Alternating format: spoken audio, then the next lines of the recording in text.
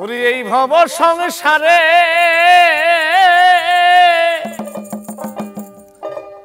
দুঃখে যাহার জীবন গড়ানি আল্লাহ সুখ হবে আর কবে রে দুঃখে যাদের জীবন গড়ানি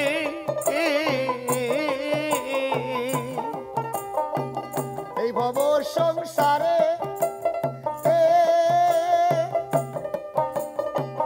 দুঃখে যাদের জীবন গোরা গো বান্ধব পুরে দিনে দিনে রে দুঃখে যাদের জীবন গোরা রে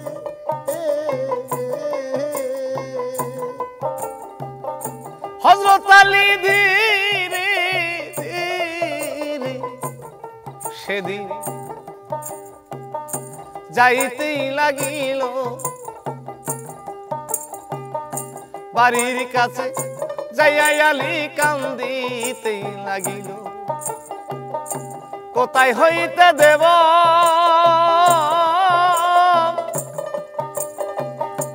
এমন কি সম্পত্তি আছে বেছে ব্রাহ্মণ বিদায় করব রে তোকে যাতে জীবন গড়া রে।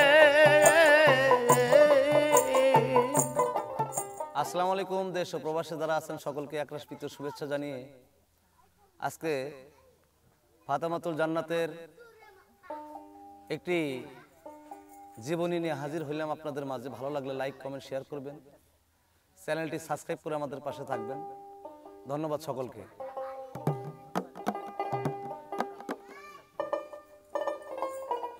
ওরে নবীর বেটি দুলালী, নবীর বেটি দুলালী স্বামী তার আলী, জানলে আলী তার এই বিয়াই করত না।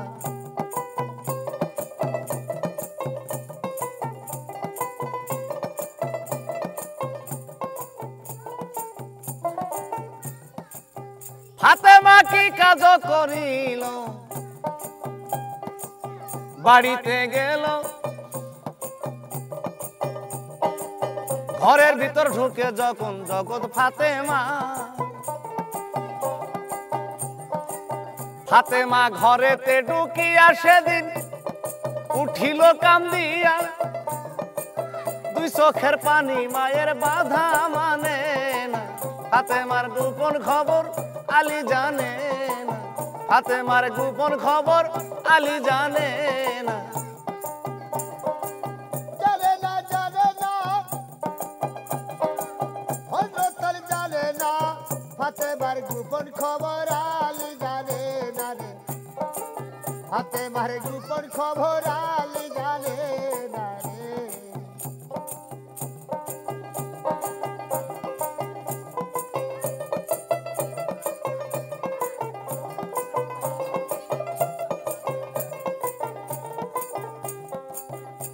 মায়ে ঘরেতে ঢুকিল, হাসানকে দেখিল, দুটি দৃশ্য দেখে মায়ে করছে কান্দনা।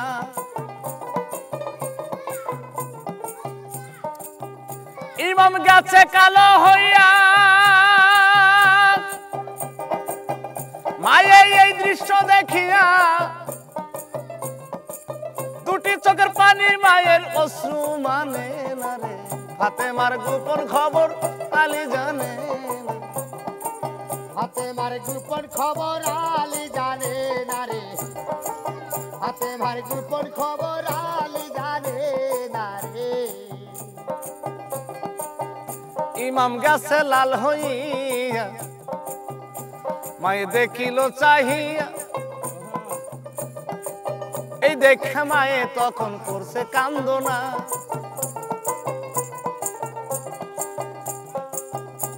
ওরে অভিশাপের কথা আছে মায়ের হৃদয়ে গাথা, এই দৃশ্য দেখে মায়ে করে কান্দনা রে। ফাতেমার গোপন খবর আলী জানে না রে, ফাতেমার গোপন খবর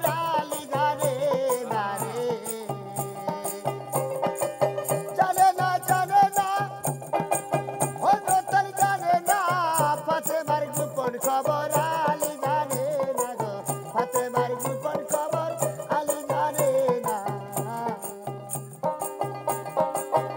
মায়ে কি কাজ করিল ধীরে ধীরে প্রভাত হইল সকালবেলা দেখো ঘটে ঘটনা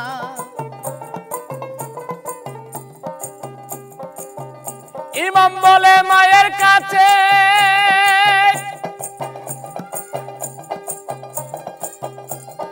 সাত দিন নাহারে তোমার কাছে আছে দেখো দাও কিছু খানা গো ফাতেমার গোপন খবর আলী জানে না রে ফাতেমার গোপন খবর আলী জানে না রে মায়ে এই কথা শুনিয়া স্বামীকে কয় ডাকিয়া শোনেন স্বামী শোনেন একটু শোনেন ঘটনা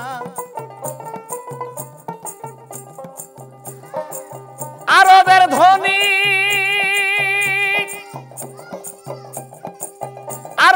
ধনী নামে ওসমান গনি বিয়ের সময় একটা শাড়ি করছে দানো না ফাতেমার নিগুর খবর আলী জানে না ফাতেমার নিগুর খবর আলী জানে না জানে না হযরত আলী জানে না ফাতেমার গোপন খবর আলী জানে না ফাতেমার গোপন খবর আলী জানে না রে স্বামী তোমারে যাই কইয়া এই শাড়ি হাতে লইয়া বাজারে যাইয়া কিছু আনো সে খানা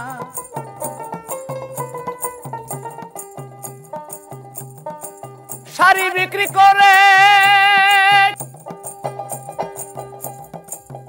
যাও না রেশমা বাজারে কেউ জিগায় না রে কাঙ্গাল হইলে ভবে কেউ জিগায় না কাঙ্গালের বেদনা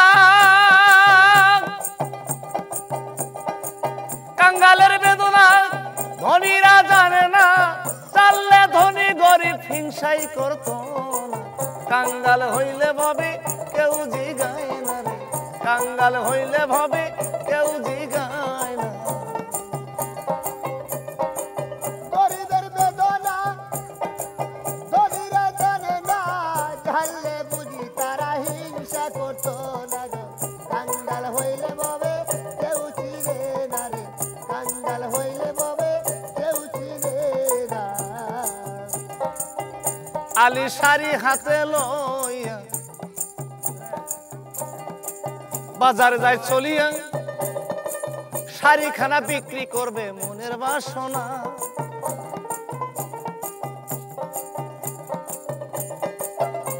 আলী শাড়িখানা লইয়া বাজারে গেল যে চলিয়া শাড়িখানা করবে বিক্রি মনের বাসনা রে কাঙ্গাল হইলে ভবে কেউ জিগায় না রে কাঙ্গাল হইলে ভবে কেউ জিগায় না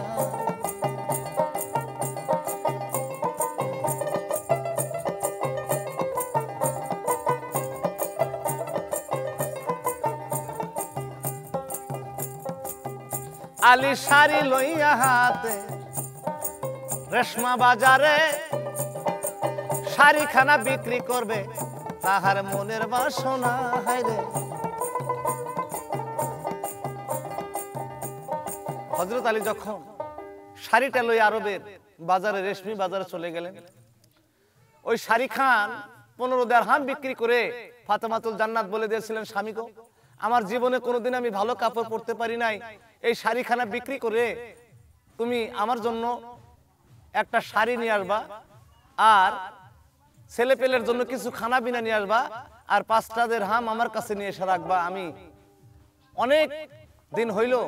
ভালো কাপড় চোপড় পরতে পারি না একটা কাপড় আমার জন্য 5টা দিরহাম দিয়ে নিয়ে চলে আসবা আলী এই কথা শুনে শাড়িখানা লইয়া 15 দিরহাম এই শাড়িখানা বিক্রি করলেন করে যখন উনি একটা কাপড়ের দোকানে গেলেন একটি কাপড় কেনার জন্য একটি কাপড় কিনলেন 5টা দিরহাম দিয়ে আর কিছু জবের আটা কিনলেন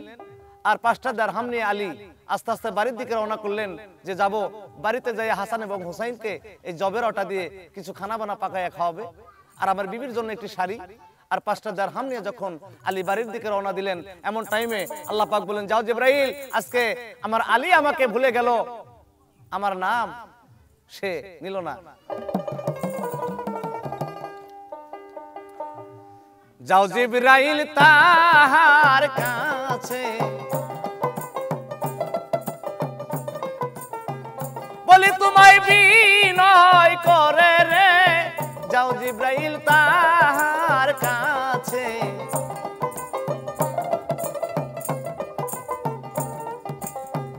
ধীরে ধীরে জিবরাইল কি কাজ করিল আলীর কাছে এসে একটা সালাম জানাইল শোনেন হুজুর কইয়া আপনারে গো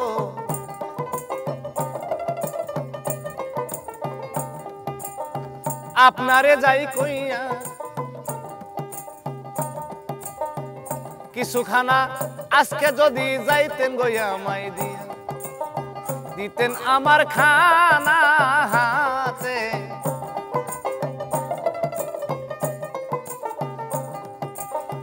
অনেক দিন হয় ছেলে পেলে আমার রইছে না খাইয়া কিছু খানা যদি আজকে যাইতে না মাই দিয়া খাওয়াইতাম আমি তাদেরকে খাওয়াইতাম আমি দিনে তাহারে এই কথা শুনিয়া আলী কি কাজ করিল জবের আটা দেখো এইবার তাদের হাতে দিল আলী বলে ওগো ভাই তোমারে যাই কইয়া এই যে তোমার খানা তুমি আজকে যাও না রে লইয়া 5 দিরহাম শাড়ি খানা আলী বাড়ির দিকে যাবে এই সময়ে আরেকজন দাঁড়াইল আলীর সামনে সালাম দিয়া আলীর কাছে বলতেছে ডাকিয়া 5টা টাকা হবে নাকি হুজুর আপনারে যাই গো কইয়া 5টা টাকা দেন আমাকে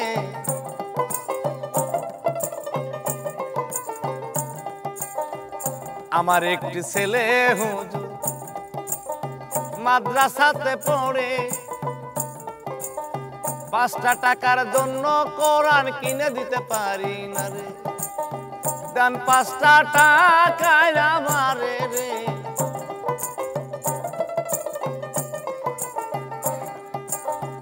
এই কথা শুনিয়া আলী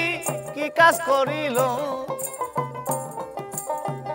ধীরে ধীরে 5টা দিরহাম তাহার কাছে দিল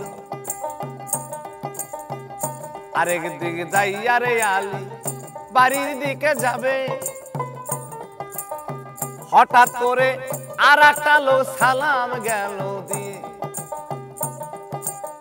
সালাম আলকি দিয়ে যখন সামনে দাঁড়াইল আলীর কাছে ধীরে ধীরে বলিতে লাগিল আলীর কাছে এসে যখন আরেকজন ব্যক্তি এসে বলতেছেন আসসালামু আলাইকুম ইয়া আলী আপনার কাছে এসেছি আপনার কাছে কি একটা কাপড় হবে আমরা স্বামী স্ত্রী দুইজনে ঘরের মধ্যে নামাজ পড়ি আমরা আল্লাহ পাকের ইবাদত বন্দেগী করতে আমাদের খুবই কষ্ট হয় আমাদের দুইজনের মাত্র একটা কাপড় এই একটা কাপড় দিয়ে আমরা যখন আল্লাহর ইবাদত বন্দেগী করি আমার স্ত্রী যখন নামাজ পড়ে তখন আমি একটা গর্তের মধ্যে বসে থাকি আর আমি যখন নামাজ পড়ি আমার স্ত্রী তখন একটি গর্তের মধ্যে বসে থাকে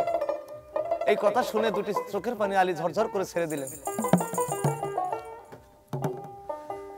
দুঃখে দুঃখে জীবন গেল রে আল্লাহ সুখ হবে আর কবে রে দুঃখ লেগে চৌদার কবায় দুঃখে দুঃখে জনম গেল গো আল্লাহ আল্লাহ সুখ হবে আর কবে রে দুঃখ লেগছে আর কপালে আলী বলে ও গো আল্লাহ তোমারে যাই কই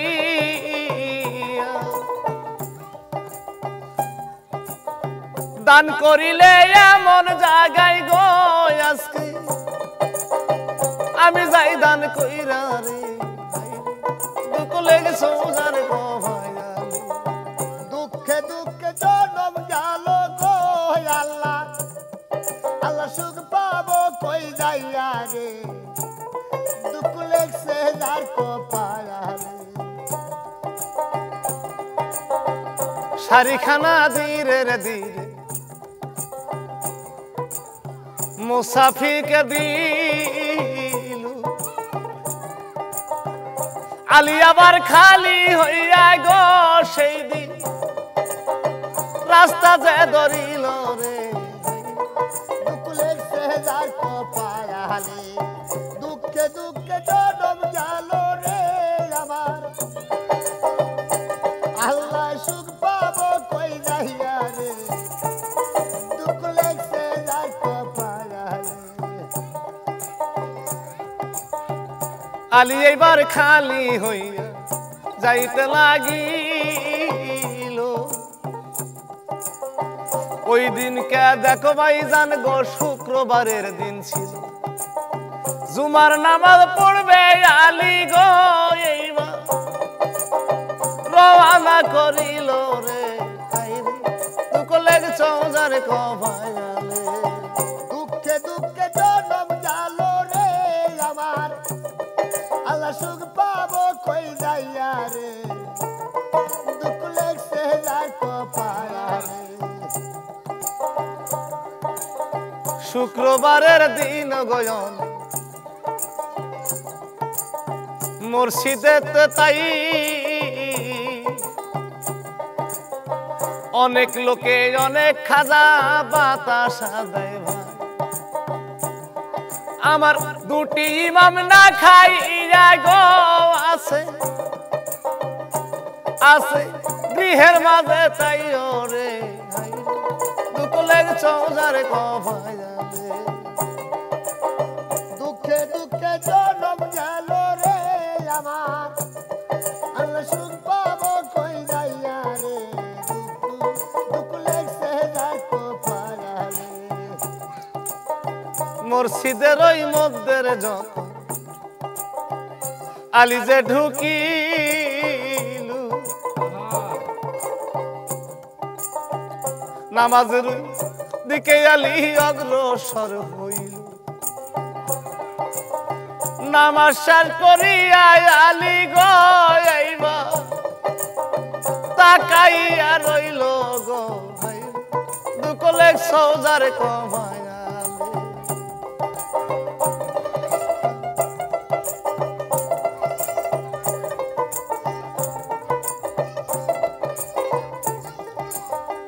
নামাজ শেষ করে আলী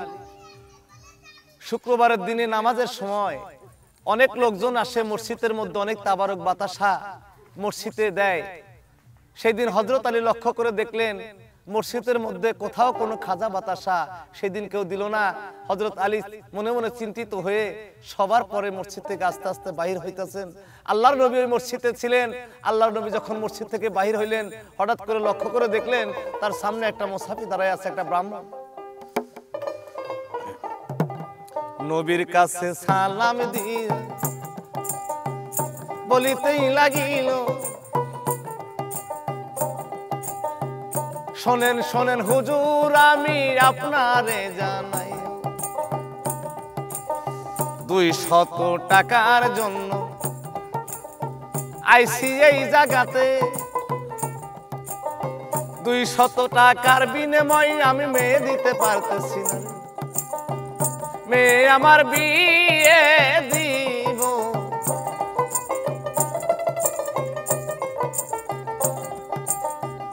নবী আমার এই দিকে ওই দিক লইল রে তাকাইয়া হঠাৎ করে হযরত আলীর দিকে চোখ পড়িল গিয়া ব্রাহ্মণকে ডেকে বলে তোমারে জানাই ওই যে দেখো হযরত আলী তাহার কাছে তাই 200 টাকা দেবে তোমারে।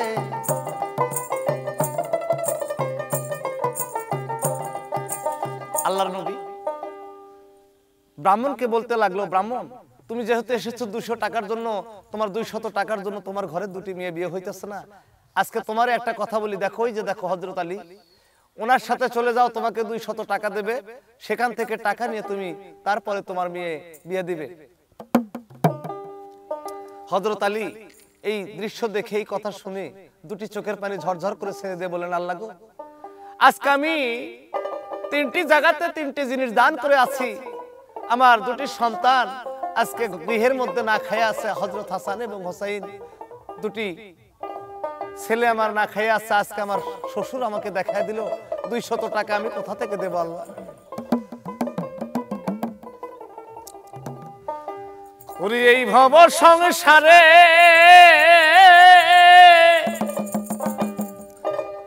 দুঃখে যাহার জীবন গড়ানি, আল্লাহ সুখ হবে আর কবে রে, দুঃখে যাদের জীবন গড়ানি।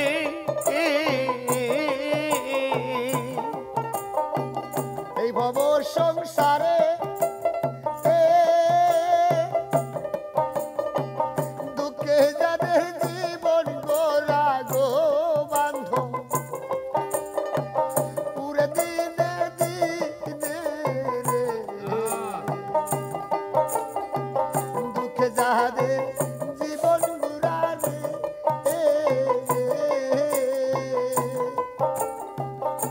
হযরত আলী ধীরে ধীরে সেদিন যাইতেই লাগিল বাড়ির কাছে, যাইয়া আলী কান্দিতেই লাগিল, কোথায় হইতে দেব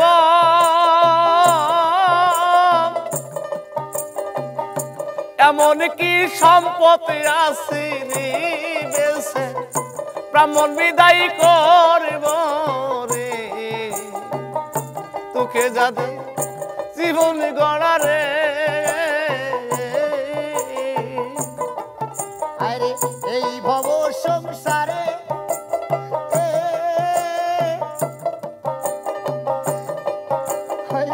দুঃখে যাদের জীবন গোরা রে, আল্লাহ কান্দে মনে মনে রে, দুঃখে যাদের জীবন গোরা রে।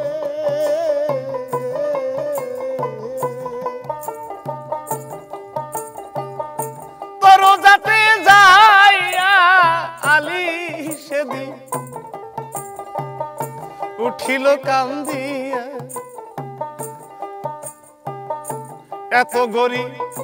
করছো কেন করছো সাই রব্বানা, আমি জন্মিলাম এই ভবে,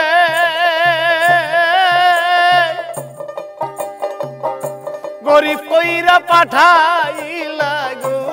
কেন এই মায়ার সংসারে, দুঃখে যাদের জীবন গোরা রে,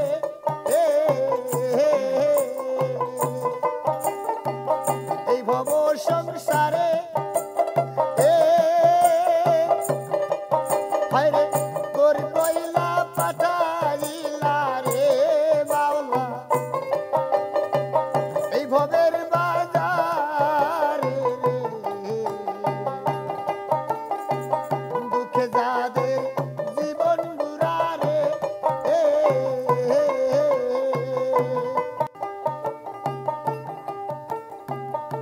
হযরত আলী ধীরে ধীরে সেদিন কান্দিতে লাগিল, গৃহ হতে মা জননী বাহিরে আসিল, কাঁদো কেন প্রাণ স্বামী,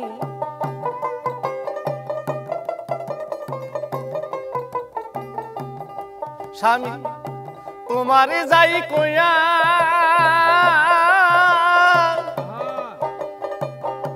কি কারণে কান্দিতে সৌরি আজকে নয়ন ভাসাইয়া রে দুঃখে যাদের জীবনে গড়া রে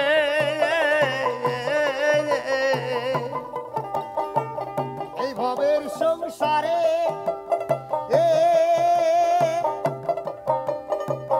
দুঃখে যাদের জীবন গোরা গো আল্লাহ সে জানে তার জালা রে দুঃখে যাদের জীবন গোরা রে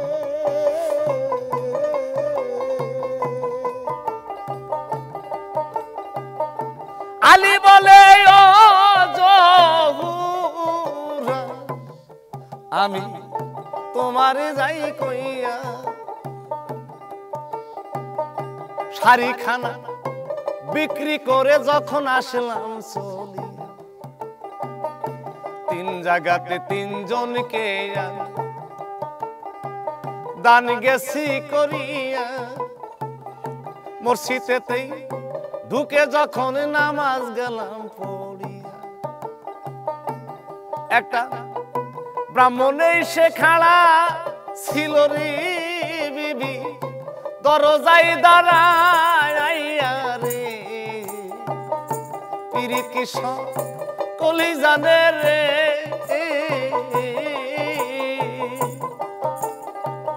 এই ভবর সংসারে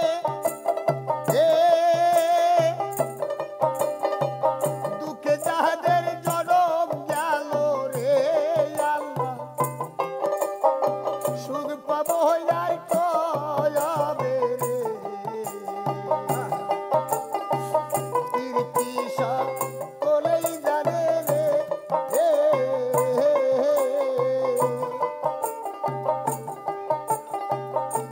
এই কথা শুনিয়া জহুরা সেই দিন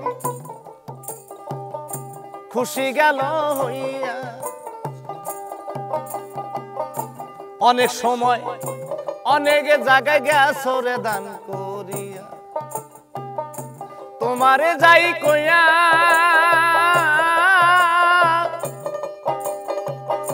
দান করিলেই কত সুন্দর গো আজকে খুশি গেছি হইয়া রে কীর্তি সকলেই জানে রে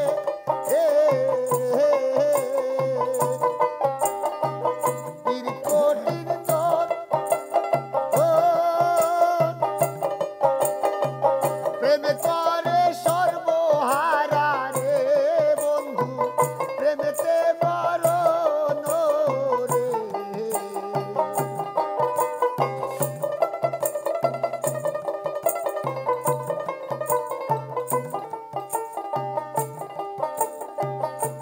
আল্লাহ নবী দিল আজকে দেখুয়া ব্রাহ্মণ পাঠাইয়া 200 টাকা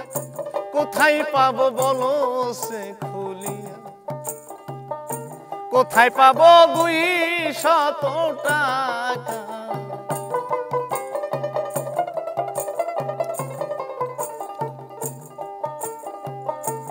শত টাকা কোথায় পাবো বিবি গো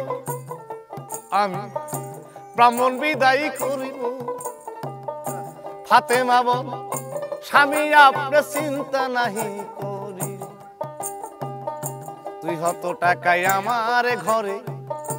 আছে নিশ্চয় তাই সেই জন্য তো আমার বাবা লোক পাঠাইয়া দেয় শোনো স্বামী শোনো গো তুমি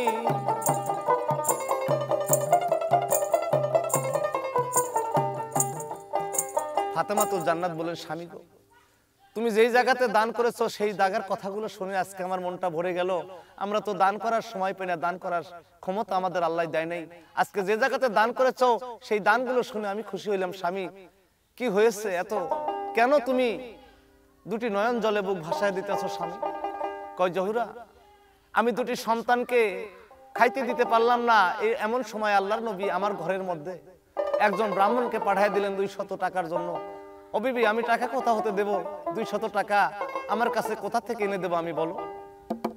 ফাতেমাতুল জান্নাত বলে, স্বামী গো, আপনি এই টাকার জন্য চিন্তা করেন না, অবশ্যই আমার ঘরে 200 টাকা আছে বিধায় আমার বাবা আপনার দরজায় ব্রাহ্মণকে পাঠিয়ে দিয়েছেন। আলী বলেন, বিবি তাহলে টাকা আমরা কোথায় থেকে দেব?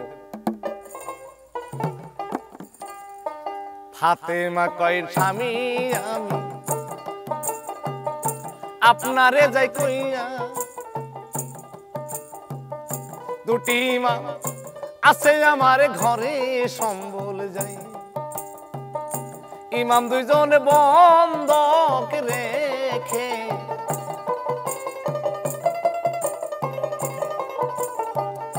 ব্রাহ্মণ আমি বিদায় করব গো, ইমাম দুইজন সন্দব রেখে।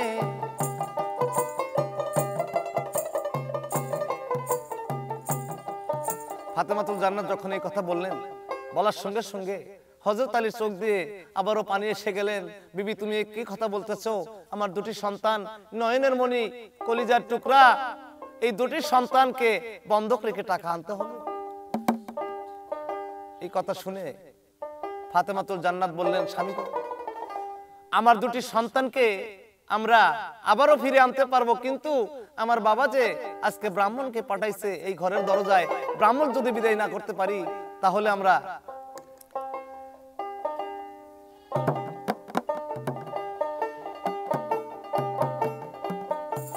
অভিশাপের পরে স্বামী আমরা যাব ছোট যে হই, নবীর বংশ হইবে দর্শ তোমারে যাই কই, মানিজ্য যাবে যে চলে,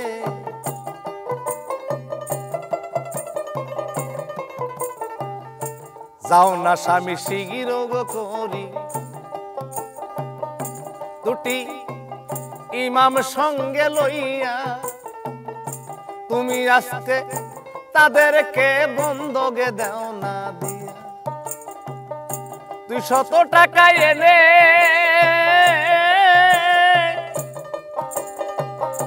ব্রাহ্মণখানা বিদায় কর গো স্বামী, তোমারে যাই কইয়া রে।